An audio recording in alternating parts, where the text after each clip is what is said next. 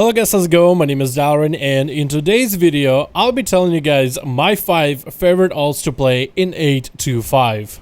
The patch 8.2.5 didn't really bring us anything new in terms of alts and class changes, but it did give me plenty of time with the essence system to grind out some of the essences and establish some of my more favorite alts. I'm someone who tries to play the game at just about every single class and every single spec, at least on basic level. It's just something that's fun for me, and I have the freedom of time to do it. Don't get me wrong, I still love my rogue. My rogue is always going to be my favorite, but in this video, I want to tell you guys some of the alts that I've been really engaging in with patch 8.2.5, which alts I found the most fun so far, and I might even share some of the builds that I found usable and enjoyable with all these characters. Starting off, we're gonna have to start with Survival Hunter. This has been a spec I've been trying to champion since the beginning. First of all with Legion, and then all the changes it got in BFA. By now, Survival is still not the most popular spec unless you exclusively PvP. If you're someone who loves doing Hunter arenas, there's a good chance you're playing plenty of Survival. But the spec has actually been enjoyable for me, mostly from a dungeon and raid perspective. Even though in dungeons and raids, survival is treated more of a melee, but with this build that I'm running right now, it allows you to feel that hybridness that you would feel in a battleground or an arena, and rather utilize that hybridness in dungeons and raids. The cleave capability for this spec and the dot spread pressure is pretty great. The more dots you can spread, the more combo damage you can use on enemies, and how you play with grenades really does remind me of the old school playstyle of Survival Hunter, except maybe with a couple more combos included. In order to make this Survival Hunter build work, I did go with this set of talents, and to make this talent that's so heavily all about your poison damage, I decided to go with this trait, Latent Poison.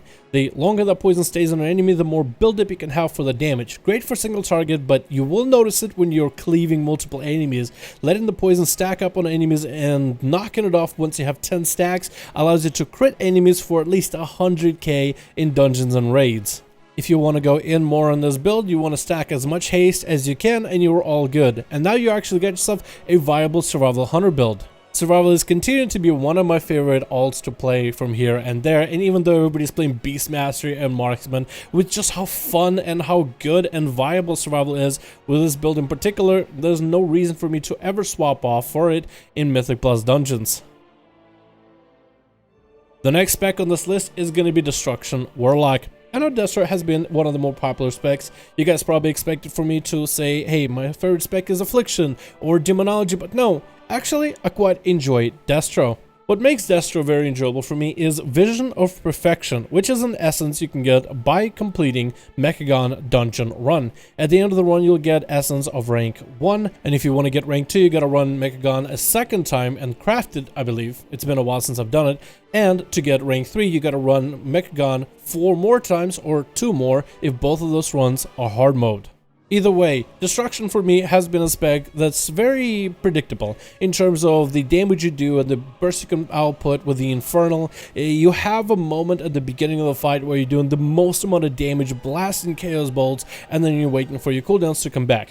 However, with Vision of Perfection playstyle, you do get a little bit of randomness to it. Sometimes that Infernal randomly drops into a pack of mobs, and now you can really output quite a bit of damage. And being able to play around this randomness with Infernals, and the fact that it has a much shorter cooldown, which lets you line up ECDs a lot easier with this, it makes Destruction feel a little bit more faster paced. It makes it feel less tied to your cooldowns and less bogged down by 3-minute, 2-minute CDs. Rather, everything being about 2 minutes with random moments of burst. I feel like it works out for the spec really well. The amount of resources you can generate and the Chaos Bolts you can put out can make quite a difference, because I felt like Destruction, like a lot of other specs in the game, but this one is heavily hampered by it, most of your damage happens during your burst. So in a Mythic Plus dungeon, besides you dropping down an Infernal and popping every cooldown and blasting Chaos Bolts at enemies, it felt like the rest of the run you were doing basically nothing. The same goes for a raid fight. You have moments where you do bursts, but outside of that it felt like kind of useless. And this is something that has been a game changer for me, getting Vision of Perfection and stacking it up, and allows me to put more time into my Destruction and overall have more fun with it. For spec number 3, I would have to go with my brand new, barely geared Arms Warrior. I have no idea why I started to enjoy ARMS as much as I did, but I would have to really give credit to Classic World of Warcraft. You see, with Classic World of Warcraft, I learned that resource generation, resource management is a lot more important in Classic. For example, for Rogue, energy and common points are everything, and there's so many different stipulations on how you can gain energy and common points, but also how you can lose them just by untargeting enemies. So you value those resources a lot more, and you really play around them very heavily. While Arms Warrior isn't going to be as brutal when it comes to rage generation and rage spending, the playstyle around ARMS is all about managing your resources. Simple things like never overcap rage, prioritize the best abilities whenever you have low rage, make sure to spam out your abilities whenever you are overflowing with rage, not to cap, and you gotta know which abilities to press in order to result in higher DPS. It's a simple question of, is it worth using Slam here, or is it worth using Mortal Strike? Maybe I should hit Overpower. How much energy do I have? Do I want to burn some off? Do I want to kind of save it up a little bit? And trying to keep all your abilities on cooldown. It's a very simple mechanic, and it's not going to be anywhere near the number of mechanics you had to follow up with Warrior when you had to do a lot of stance dancing. Stance dancing that you actually would be able to do right now in Classic. But I find enjoyability out of that playstyle. Plus, Arms Warrior plays really well with the Essence of Lucid Dream, which you get pretty early on, so I feel like I'm actually doing quite a bit of decent damage. The only thing that holds me back is my gear, and that will come with time.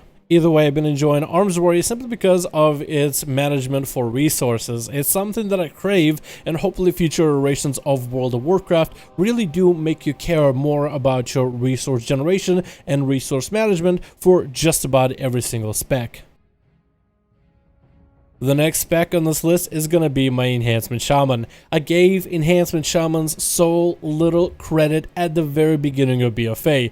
But let's be honest, Enhancement Shamans at first, during the beta, were awful. There was a lot of specs that were doing really poor damage, like Windwalker Monks at the beginning were kind of bad until the release and until people got some gear. Enhancement Shamans were also another one of the specs until you got some gear and you were able to actually slam in PvP for a while. Enhancement is a spec that I really just gave no credit to, but recently with 8.2 primarily and continuing into 8.5, this has to be one of my highest DPS alts. The amount of time and dedication I have been putting into this Enhancement Shaman has been a blast. The playstyle is actually so much fun. You have the moments where you have to manage your, I guess, not really resources, but rather buffs. You have to have a fire buff, you have to make sure you have a frost brand on your weapons, making sure to manage your maelstrom, making sure not to overcap, not to overdraw, very similar to the Arms Warrior. But also with this playstyle, you have moments sprinkled in there where you just slam and storm strike over and over and over, doing absolutely astronomical damage because the game RNG gives you that playstyle. You can think of Enhancement as a mix of Arms Warrior with a resource generation and Outlaw Rogue, where there's moments where you just get a 5 buff and you're just slamming big damage, so it kind of just shifts back and forth, and I absolutely love it about this spec.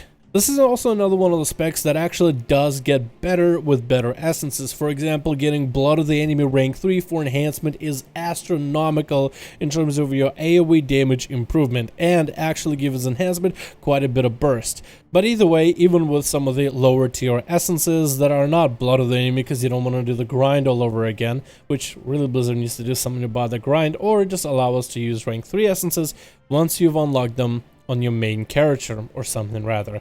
Either way, Enhancement has been a lot of fun. I've been enjoying it tremendously. The playstyle is super fun and fluid. It was very difficult and weird to get into, but once I started getting some gear on the character and even not being best in slot, it's actually quite a lot of fun. Once you get the right stats allocated, once you get yourself a couple decent weapons, maybe a decent trinket or two to help you in your playstyle, the spec really does start to put together.